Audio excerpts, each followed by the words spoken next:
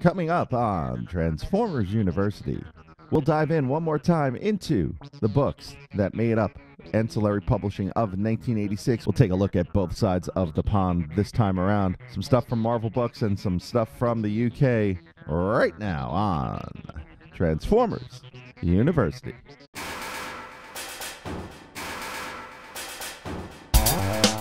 Hello, my friend, and welcome to episode number 79 of Transformers University. I am your host, Anthony Brucali, owner, operator, madman behind TFU.INFO, the website, the social media, this podcast, and oh so much more.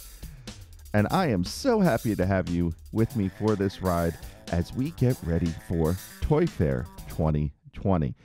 So quick aside from the usual university stuff. We have, in just under a week, this coming Saturday, February 22nd, 2020, I will be at New York Toy Fair at the Hasbro fan media event, as I am every year. We'll be covering it live on Twitter and on YouTube, so make sure you bookmark those two sites. If you're using the web browser, make sure you have your apps open if you want to check out our coverage. So what will be our coverage? Well, fortunately, once again, just like with New York Comic Con, I am lucky enough to have Miguel from Steel City Bots along with me for the ride. He will be handling the TFU Twitter, and that is twitter.com/TFU_info or at TFU_info if you're just checking it out on the app, while I handle the majority of the YouTube duties once we hit the show floor. From the show floor, that will be live, yes, live, on the show floor on the YouTube channel, youtube.com/TFU.INFO. And that event starts at 1 p.m. Eastern Time. That's New York time, 1 p.m. Eastern Time. And I believe it goes till about 6. Now, usually that means the first hour is no video allowed, no photos allowed, and that's usually in the theater area. Where Hasbro will be giving their presentations. Then they release us down to the showroom floor, and that's when all the live coverage will begin on YouTube. That first hour, I will probably be manning that Twitter account at TFU_info, so please make sure you check it all out. That said, over on TFU News and Views, I will be having a Toy Fair preview episode coming in just about a day or so, so make sure you swing on by and check that out as well. But I do have some big news about the Patreon as well. I'll tell you that at the end of the episode. Right now, we're going to get right into our content, which, unfortunately, I don't have much of. The books I had intended to cover are really hard to find. So a lot of what I'll be doing is working off the TF Wiki. We're going to cover a pair of Marvel sticker adventure books, as well as a batch of coloring books with a U from the UK. And those I can't seem to find anywhere, so we're going to be working straight off of the TF Wiki entries. So, as always with these books episodes, if I do come across scans or a copy of one of these books, and who knows, maybe TFCon next month when I'm there in Orlando, I'll find a few of these books and pick them up and do special one-off episodes on the Patreon. Patreon.com/TFU.INFO. Now, as I was saying, there was only a handful of books we can get into, but there are some, at least one, available online. And that would be Battle on the Planet Junk. And that is a sticker adventure book written by Nancy Krulik, illustrated by Brad Joyce. We talked about both of these fine folks way back in episode number 25. This cover on this one features Springer fighting Wreck-Gar, and Springer has these weird shoulder lasers.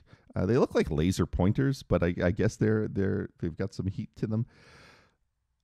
If you want to check out the entire scans of this book, our buddy Steve Stonebreaker has them up on his website, and that is campfortree.net, CAMPHORTREE.net. I'll include the link in the show notes. Please check it out, and please check out Steve's site. Steve is one of our patrons, and we are very, very much appreciative of his support. Now, this book starts with Blur and Arcee, Perceptor and Springer traveling through space. While they're traveling, they hit a meteor shower and crash on the planet Junk. It's referred to as the Junk Planet, actually, in this story by Perceptor. Blur decides he wants to go check things out and transforms and drives around. The rest begin repairs, and weird phrase, and this would be kind of a cool thing to get somewhere in a toy line. Perceptor needs a particular tool to fix the ship. It's called a reticulated sprocket. Yes, a reticulated sprocket. That sounds like at the very least, an Armada character, but great little reference there for any of the folks who are making 3D printed accessories. I don't know if I'd run out and buy a reticulated sprocket. I like saying it, but it'd be really neat to see someone try to actually make one. 5mm, of course.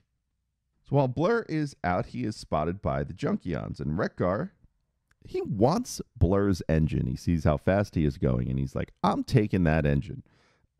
Neat thing here is that the Junkion models, it's not just Wreck-Gar. Next to him are Scrap Heap and Junkyard, two characters that would eventually get toys. And these Junkions decide to attack the Autobots to steal Blur's engine. During the attack, Springer springs from his legs, which I guess goes back to that origin of his name that seems to only exist in the Marvel books, coloring books at that, and fires his shoulder lasers. Out in space, Hot Rod and Cup are looking for their lost friends and find them and decide to land on the planet Junk. And oddly enough, they're flying a Quintesson corkscrew ship. Cup comes out of the ship making a peace offering. He offers them an Energon Stick. Yes, an Energon Stick. And it is very literal Energon Stick. It is a metal stick about half the size of a baseball bat. And gives them the, quote, Autobot universal greeting. Grana Weep Nini Bong. So the Ba Weep at the top is gone. It is much shortened into Grana Weep Nini Bong. The Junkions reciprocate. Everyone makes peace, and the Junkions help the Autobots repair their ship, and they leave. Yeah, this very much mirrors the Planet of Junk scene to some extent from the film.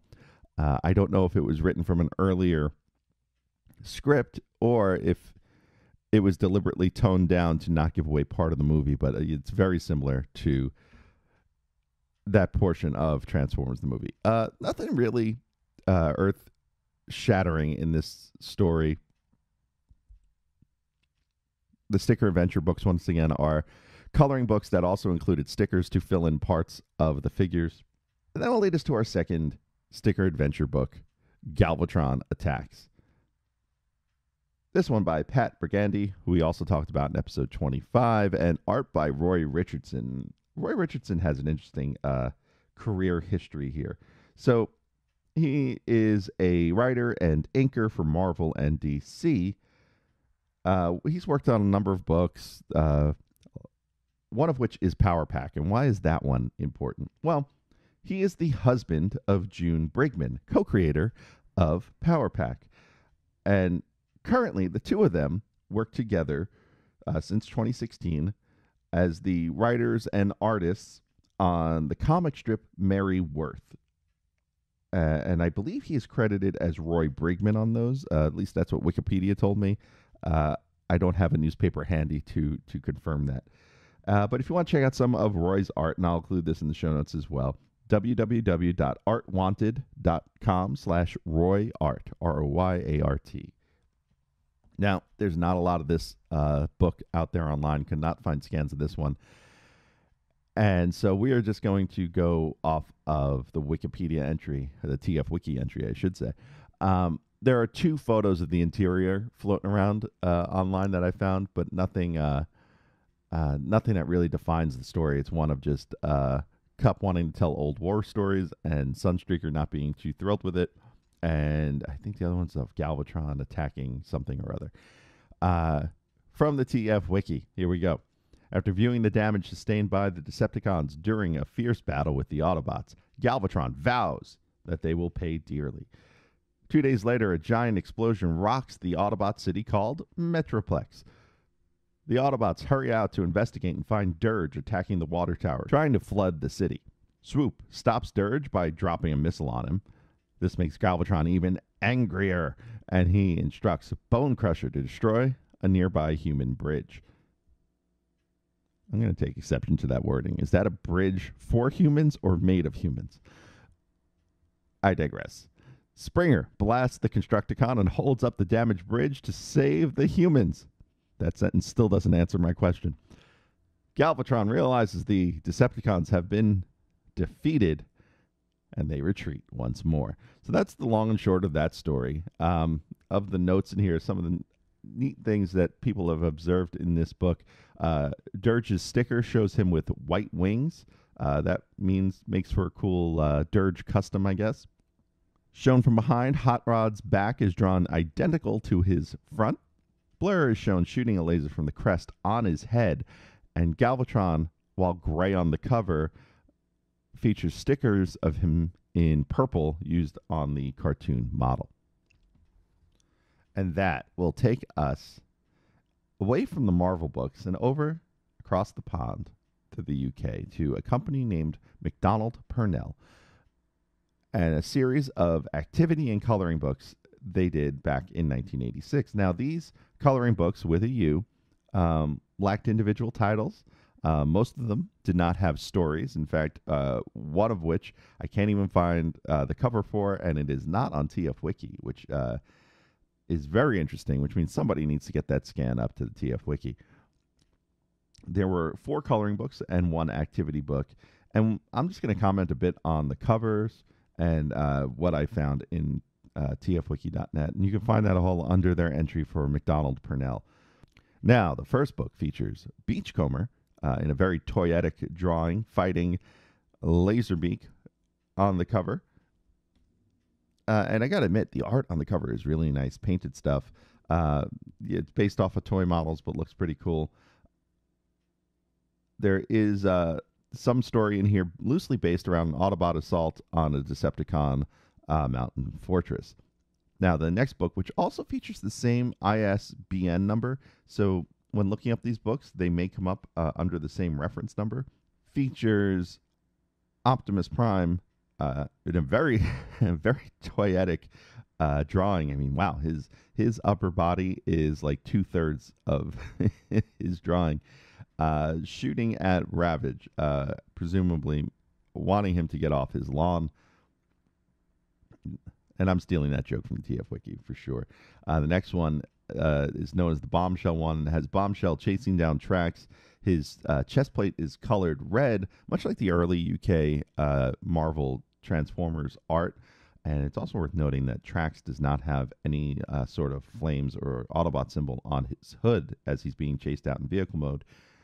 And the wiki makes a point to note this, and it's pretty funny, is that it says Sticker Fun Book on it, which is a billboard placed on top of a hut, presumably somewhere fairly warm. And that means the title Sticker Fun Book is actually taking place in the story. So these poor people have an advertisement for Sticker Fun Book sitting over their town. The Sideswipe one, I cannot find a cover scan for. The wiki notes that Sideswipe does not appear inside, despite being on the cover. As far as the content, it features a plan of attack by Megatron, alongside of Soundwave and Blitzwing. Thrust and Ramjet fly out to Decepticon headquarters. Smokescreen, Snarl, Cosmos are caught out in the open unawares, and Trax, Slag, and Snarl react.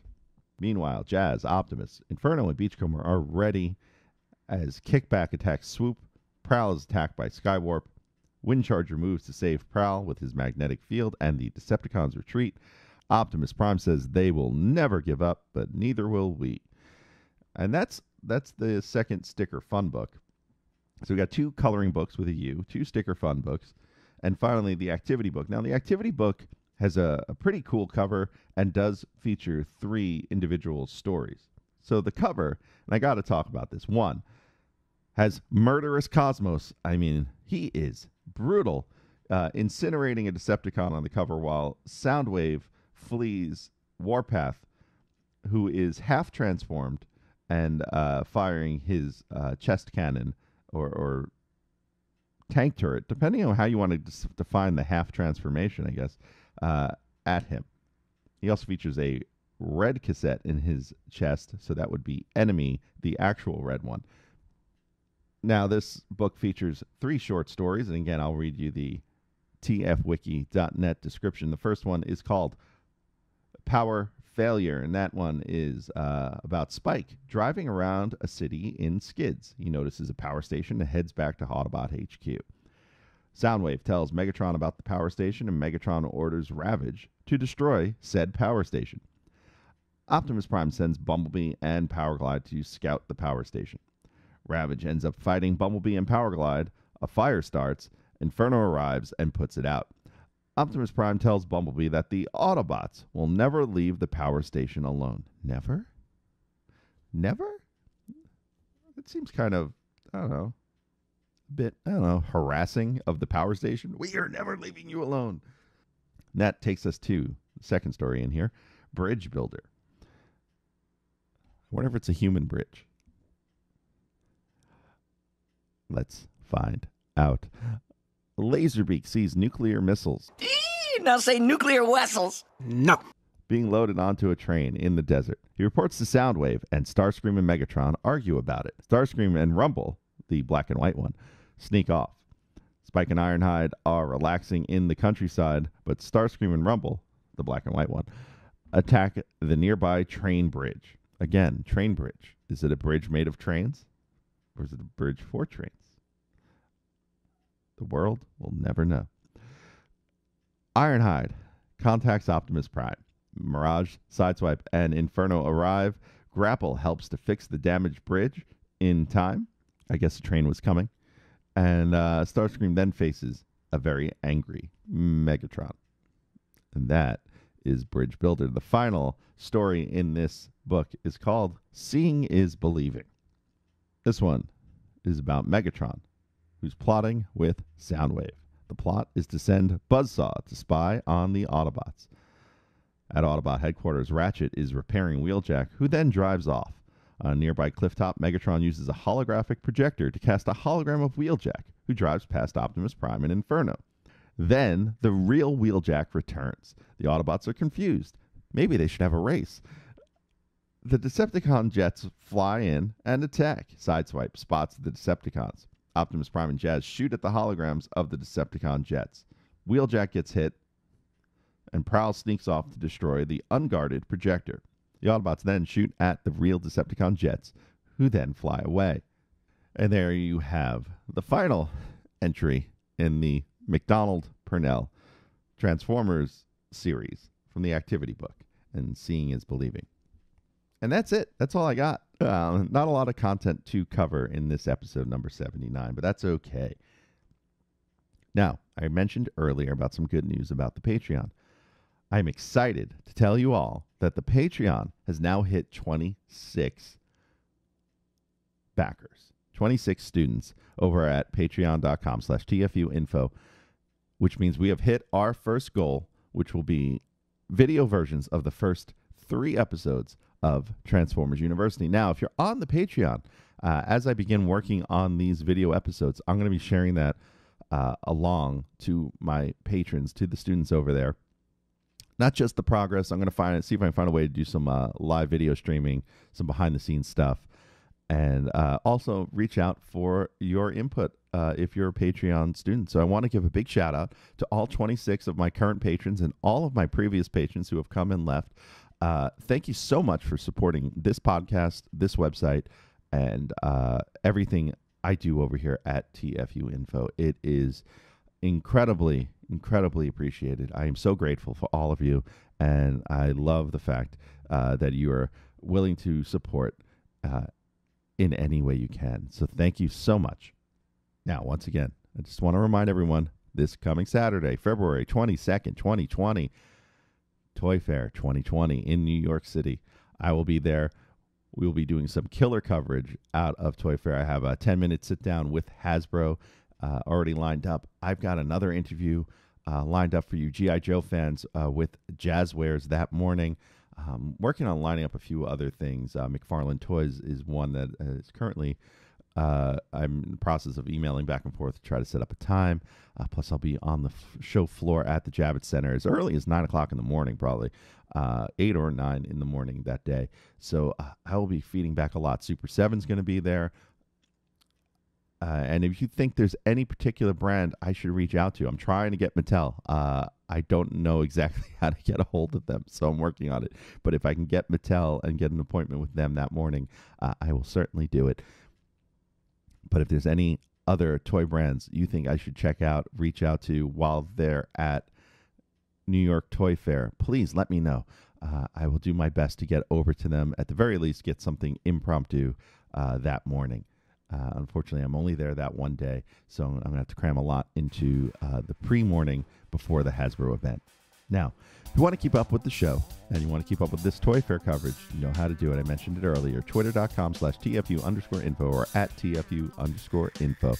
That is the most important place to keep up with this show, to keep up with me, to reach out to me. And, of course, you can check us out on YouTube, especially during Toy Fair, youtube.com/TFU_info. And I am going to try my best to break that Facebook and Instagram algorithm in and get some stuff out to you folks on those channels as well. So if you like Facebook or Instagram, it is facebook.com/TFU_info, instagram.com/TFU_info, and of course on the web, www.tfu.info. Now, next time on the program, if you've missed our cartoon recaps and our season 3 coverage, you'll be very happy to know we're going to dive back in to